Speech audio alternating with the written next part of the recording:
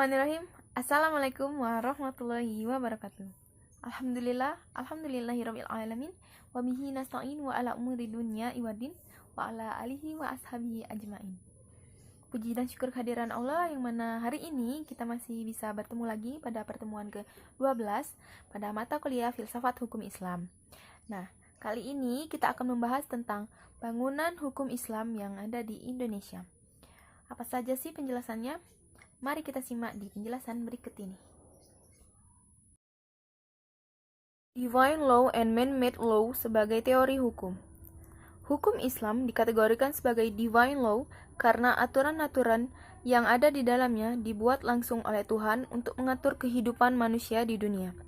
Bila kita perhatikan, pengertian di atas betul-betul menempatkan hukum Islam sebagai entitas yang murni, bersifat top-down, dan melepas aspek-aspek historis sosiologisnya. Bagaimana yang dapat kita pahami pula dari kutipan di bawah ini? Konsep hukum menurut usul fiqh pada dasarnya terletak di atas pandangan bahwa hukum itu bersifat keagamaan. Sejak periode paling awal sejarah Islam, hukum telah dipandang sebagai keluar dan merupakan bagian dari syariah. Adapun syariah sebagaimana telah dijelaskan adalah pola tingkah laku manusia yang diatur oleh Allah Subhanahu wa taala. Konsep hukum seperti itu sejalan dengan pandangan bahwa hukum itu harus bersumber langsung atau tidak langsung dari wahyu Tuhan, yaitu Al-Qur'an, dan penjelasannya dari Nabi Muhammad SAW yang disebut sunnah. Kutipan tersebut dikaitkan dengan politik, maka itulah yang disebut dengan nomokrasi negara Islam. Sifat nomokrasi negara Islam menunjukkan kepercayaan terhadap supremasi hukum suci yang menjadi sumber otoritas pemerintahan. Peraturan suci secara inheren memiliki karakter supranatural yang luar biasa, atau supranatural and extraordinary character. Ikatan-ikatan penyatuan antara agama dan negara dan supremasi hukum suci berasal dari kehendak Tuhan secara bersama-sama, menegaskan kembali kewajiban setiap hamba untuk taat kepadanya.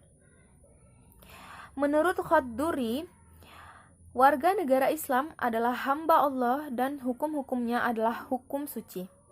Karena ia berasal dari Allah Subhanahu wa taala, tidak diterapkan oleh manusia. Hukum suci seperti itu adalah pasti benar dan manusia hanya bisa mematuhi karena Allah Subhanahu wa taala lebih mengetahui dari otoritas maupun terhadap kebutuhan hambanya. Dalam usaha dalam mentaati hukum, manusia menyadari akan tujuan-tujuan agamanya. Karena hukum dalam Islam memiliki karakter sebagai sebuah kewajiban religius. Pada waktu yang sama, ia juga memberi dukungan politik bagi agama Islam. Kenyataannya, hukum Islam merupakan perintah Tuhan dan karenanya bersifat mengikat sebagai sebuah cita-cita agama yang berbeda dengan hukum buatan manusia atau man-made law, dan dianggap sebagai fenomena sosial yang tunduk pada kebutuhan manusia dan nilai-nilai. Karena alasan itulah, hukum dalam pandangan pemikir Muslim pada kenyataannya bukanlah termasuk kajian yang independen dan empiris. Sebagai implikasi dari kedua faktor tersebut, yakni sifat sucinya dan ikatan yang kuat dengan tradisi-tradisi lama, hukum Islam berkembang menjadi sebuah hukum yang statis, yang bisa dianggap menjadi penghalang bagi terjadinya perubahan. Perkembangan hukum Islam di Indonesia.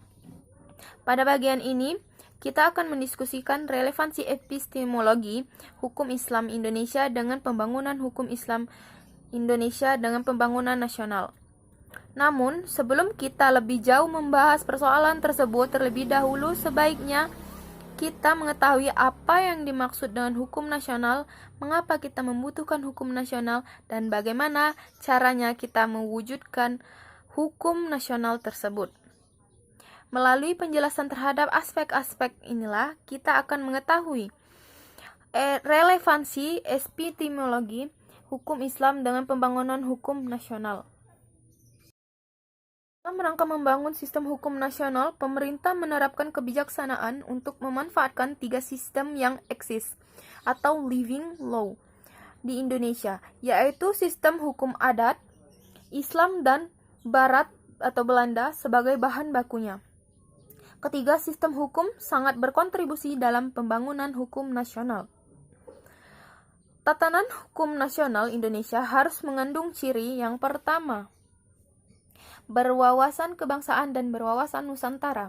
Yang kedua, mampu mengakomodasikan kesadaran hukum kelompok etnis, kedaerahan, dan keyakinan agama. Yang ketiga, sejauh mungkin berbentuk tertulis dan terunifikasi. Yang keempat, bersifat rasional yang mencakup rasionalitas efisiensi, rasionalitas kewajaran, rasionalitas kaidah dan nilai.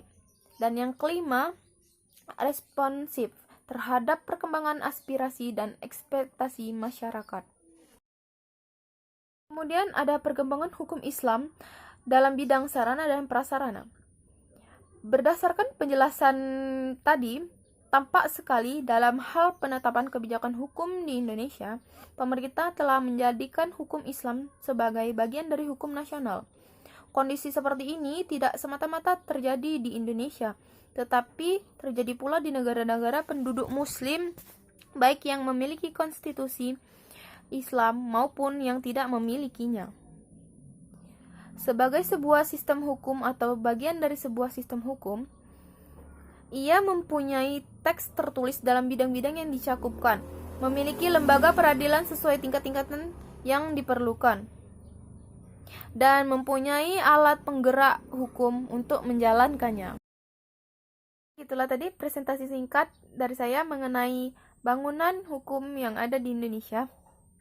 Lebih dan kurangnya saya mohon maaf. Kepada Allah saya mohon ampun. Billahi fisabilil haq, fastabiqul khairat. Sekian, wassalamualaikum warahmatullahi wabarakatuh.